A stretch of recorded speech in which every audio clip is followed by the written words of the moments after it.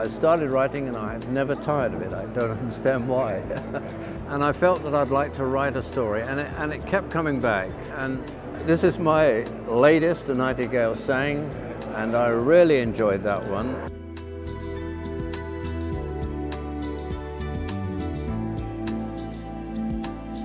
And the reviews on this book to date have been very, very good.